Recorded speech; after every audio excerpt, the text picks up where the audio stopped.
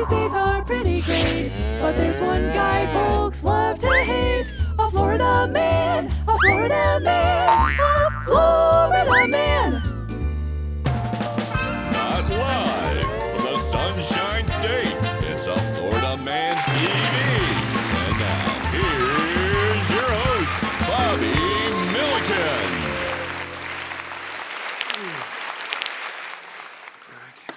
Hello again and greetings from the great state of Florida. I'm your host, Bobby Milliken, and welcome to another episode of A Florida Man TV, where I'll be your conductor for the train wreck known as the Sunshine State Express. Kicking off this episode, we celebrate a young Florida man who just wanted to do what pretty much everyone who comes to our great state wants to do, take in the awesome Florida sunshine and a little bit of fresh air.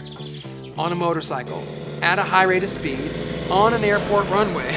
Police say a Pasco County man was arrested for riding his dirt bike on an airport tarmac in Zephyr Hills. According to the Pasco County Sheriff's Office, deputies said that Tony C., 18, blew through restricted personnel and prohibited access signs while riding his blue 2014 Yamaha dirt bike. This Evel Knievel wannabe then continued to speed onto the tarmac, disturbing the flow of incoming and outgoing aircraft. Ouch. He allegedly told deputies that he entered the airport's airstrip through an automatic gate as another vehicle left the property. So unfortunately for Tony, he probably won't be able to find either fresh air or sunshine in the slammer. He was taken into custody and charged with trespassing. So I think it's pretty well established that at this point, running from the cops at a high rate of speed is just never a good idea. Never ends well, ever. With that in mind, our next Florida man, Dusty Moe, decided to do the exact opposite. He decided to flee at pretty much the lowest speed known to man on a riding lawnmower. It seems that the not-so-speedy Florida man had already evaded deputies early in the year by escaping into a swamp when they tried to question him about a boat theft. Deputies said they actually found Mr. Moe aboard the stolen boat, but when they tried to speak with him, he jumped overboard into the swamp and just disappeared. Investigators believe he used heavy machinery to cut an enormous hole in the side of a business's metal building in order to steal the vessel. I mean, look, why pick a lock and just walk through the door when you can just easily take a giant industrial saw and carve out the side of a building? It's so much easier to get the boat that way. Anyway, Dusty's luck ran out when he was spotted mowing the lawn at a home in Holt, Florida.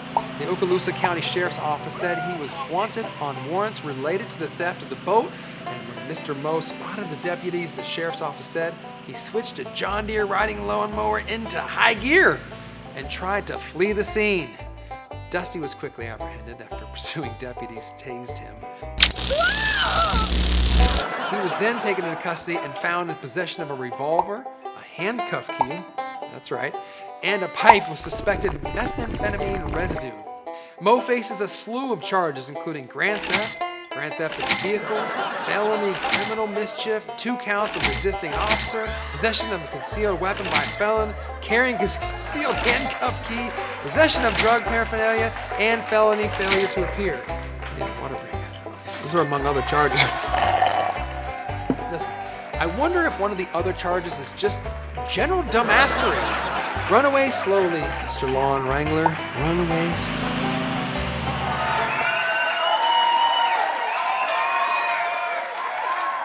Now, as you may already know, we rarely use the full name and mugshot of anyone on the show because, let's face it, most of the people we talk about here already have plenty of problems to deal with.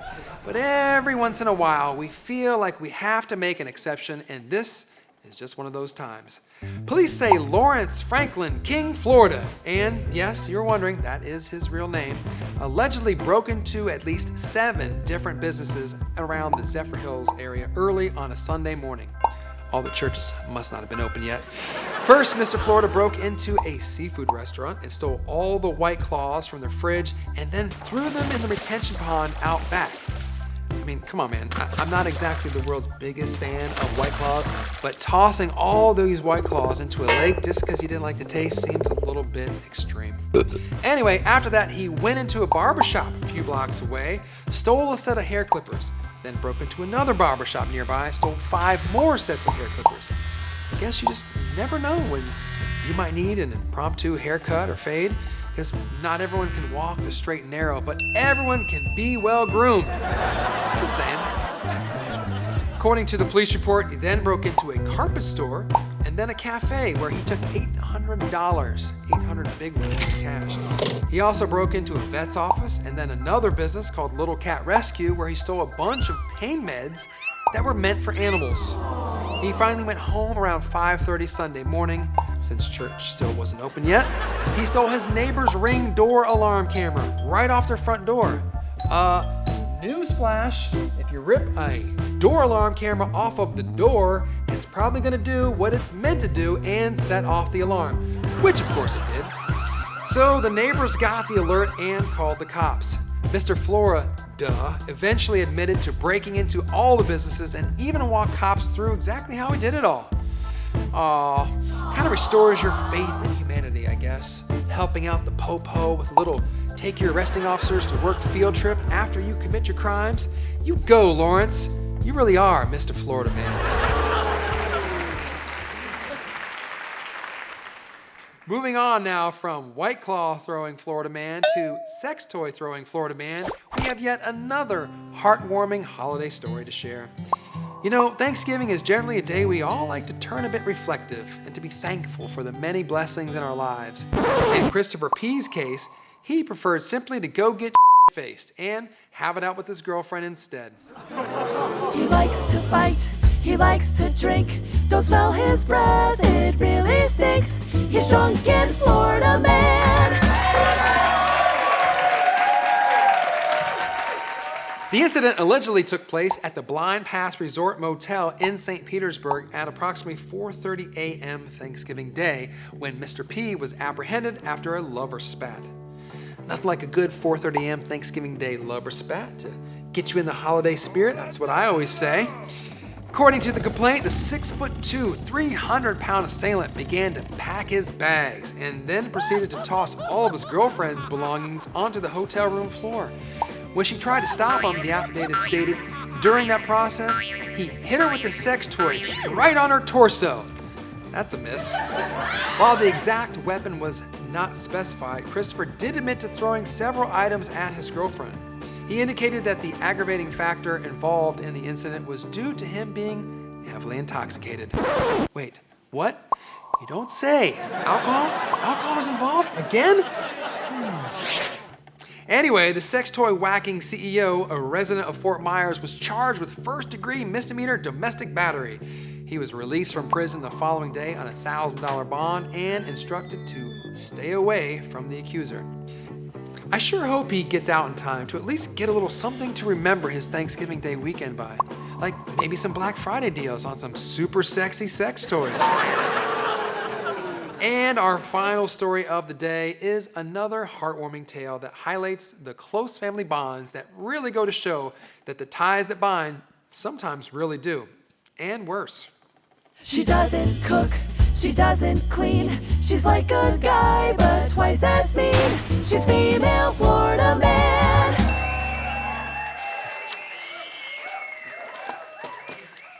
So, never ones to forget the ladies, we bring you a touching tale of a Florida woman's daughter's love. Police officers with the Sebastian Police Department made a gruesome discovery during a welfare check when they found 93-year-old Marie H. dead inside a freezer chest in Sebastian, Florida. Michelle H., the daughter, was questioned by police and actually admitted to finding her mother dead in a bedroom. She then allegedly went out, bought a deep freezer to store the body in, according to police. The cops say that Michelle, 64, attempted to hide her mother's death because she was concerned she'd not be able to receive those good old disability benefits. When police executed a search warrant on the house, a heavily soiled bed mattress was located, concealed in thick brush and covered by cut palm tree branches in the backyard. Listen, side note here, folks. If you're trying to cover up a crime scene, a few randomly placed palm fronds in the backyard most likely aren't going to cut it. Not going to do the trick. Just saying. Police initially attempted to perform a wellness check on the deceased woman and were initially unsuccessful, but an officer had a gut feeling that something just wasn't right. Now, listen to me, people. I don't know how many times I have to say this. If you're going to try and cover up a dead family member, stuffing mom in the freezer alongside the tater tots and frozen popsicles is probably not the best way to go about it. Plus, don't they get freezer burn? Mom can get freezer burn, right? Well, that's going to do it for this edition of Florida Man TV, where we celebrate the duh in Florida. Not to worry, though, because we live in the same state that'll never run out of stories that make the rest of the country just shake their heads and cry. Remember, don't forget to beat the shit out of those like and subscribe buttons so you never miss an episode, and feel free to post all your burning questions, Florida Man tips, scandals, hate mail, and love letters in the comment section down below. And for God's sakes, please stay out of trouble, or you might just end up here.